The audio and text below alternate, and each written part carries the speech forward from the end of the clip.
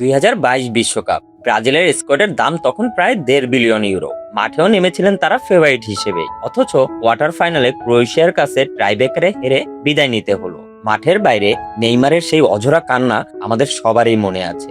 যদি শুধু টাকা আর স্কোয়াড ভ্যালু দিয়ে সব হিসাব মিলতো, তাহলে ব্রাজিল প্রায় প্রতিবারই বিশ্বকাপ জিততো।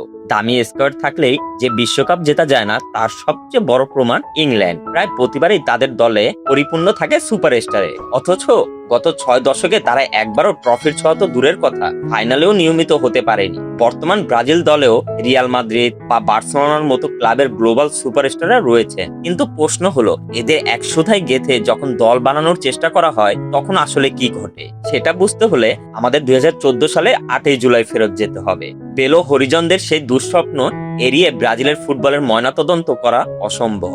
বিশ্বকাপের সেমিফাইনাল, নেইমার ইনজুরির কারণে মাঠের বাইরে। ম্যাচ শুরু হওয়ার মাত্র 29 মিনিটের মাথায় ব্রাজিলের স্কোর লাইন দাঁড়ালো 0-5। নিজেদের মাটিতে জার্মানির কাছে শেষ পর্যন্ত 7-1 গোলে বিশাল ব্যবধানে হার হলো সেলেসাওতে। ব্রাজিলের প্রেসিডেন্ট দিলোমা রুসেফ নিজেই জাতির কাছে প্রকাশ্যে ক্ষমা চাইলেন। বিখ্যাত পত্রিকা দ্য গার্ডিয়ান লিখেছিলেন, প্লেয়ারদের চেহারা দেখে মনে হচ্ছিল তারা যেন বক্সিং রিংয়ে প্রচন্ড মার খাওয়ার পর দিশেহারা হয়ে গেছে।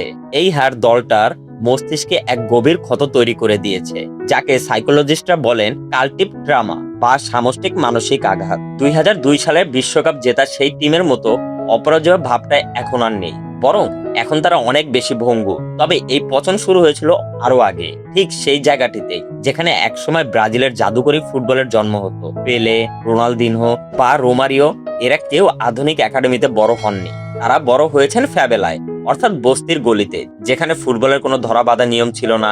রাস্তার ওই চরম বিশৃঙ্খলার মাঝে জন্ম নিয়েছিলেন ব্রাজিলিয়ান ফুটবলের আসল জাদু, যাকে আমরা বলি সাম্বা ফুটবল। কিন্তু সেই স্টাইলটাই এখন হারিয়ে যাচ্ছে। ব্রাজিলের দ্রুত নগরায়নের কারণে খোলা মাঠগুলো এখন রিয়েল এস্টেট প্রজেক্ট। রাস্তার বদলে এসেছে একাডেমি, যার মাত্র 20 ভাগেই ফ্রিতে খেলা শেখা যায়। ফলে দরিদ্র অথচ জন্মগতভাবে সবচেয়ে প্রতিভাবান জনগোষ্ঠী টাকার অভাবে ঝরে পড়ছে, আর যারা সুযোগ পাচ্ছে তারা খেলছে সিনথেটিক টার্ফে বা ফুটবলকে যান্ত্রিক ও অনুমানযোগ্য করে ফেলছে।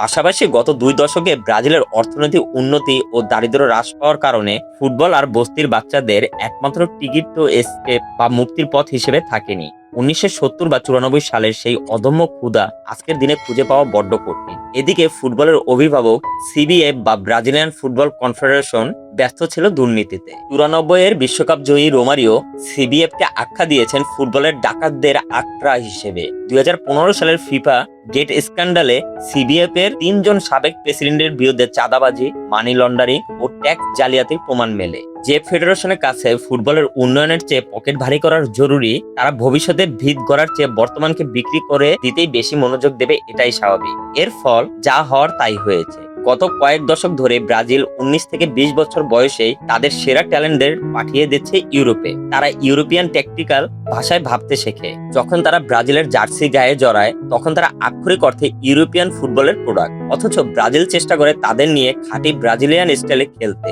যাদের আসলেই গড়ে তোলা হয়েছে অন্যভাবে খেলার জন্য। এর সাথে যোগ হয়েছে কোচিং এর মহাসংকট। ব্রাজিলের ঘরোয়া লিগে একজন ম্যানেজারের গড় মেয়াদ মাত্র 15 ম্যাচ। এই সংস্কৃতি জাতীয় দলেও ছড়িয়ে পড়েছে। 2010 সাল থেকে শুরু করে গত 16 বছরে ব্রাজিল তাদের ম্যানেজার বদলেছে 9 বার। সেখানে একই সময়ে ফ্রান্স মাত্র 3 বার, এবং 2018 সালের পর থেকে আর্জেন্টিনা কোনো ম্যানেজারই বদলায়নি। অথচ ব্রাজিলের প্লেয়াররা টুর্নামেন্টের মাত্র 2 সপ্তাহ আগেই ভিন্ন ভিন্ন লিগ থেকে এসে ক্যাম্প করে, আর দল আশা করে মাত্র 2 সপ্তাহের নোটিশেই তারা এক ছাদের নিচে এসে খাঁটি ব্রাজিলিয়ান হয়ে যাবে। পরিস্থিতি এখন এমন এক জায়গায় দাঁড়িয়েছে যে ব্রাজিলিয়ানদের ফুটবল শেখানোর জন্য তাদের কার্লো আঞ্চেলিতির মতন একজন ইতালিয়ান কোচের শরণাপন্ন হতে হচ্ছিল। আসলে ব্রাজিলিয়ান ফুটবলের পুরো পরিচয়টাই দাঁড়িয়েছিল জিঙ্গা বা যোগবনিত উপর, যার অর্থটি বিউটিফুল গেম। কিন্তু ইউরোপকে অন্ধের মতো নকল করতে গিয়ে তারা নিজেদের আধিপত্য আর অকৃত্রিম ফুটবল স্টাইলে বিসর্জন দিয়েছে। ব্রাজিলের সমস্যাটা ট্যালেন্টের অভাব নয়, আসল সমস্যা তাদের নষ্ট হয়ে যাওয়া ইকোসিস্টেমে। যে ইকোসিস্টেমের হাত ধরে 5-5টা বিশ্বকাপ এসেছিল, সেটা এখন ক্ষয়ে যাচ্ছে দিনে দিনে। আর এখন তাই কোটি ভক্তের মনে প্রশ্ন, মিশন হেক্সা আর কত দূর? ব্রাজিলের এই ভরাডুবি আমাকে ব্যক্তিগতভাবে খুব কষ্ট দিয়েছে। আর আপনাদের প্রিয় দল কোনটি অবশ্যই কমেন্টে জানাবে। আর ভিডিওটি ভালো লাগলে লাইক দিতে ভুলবেন না।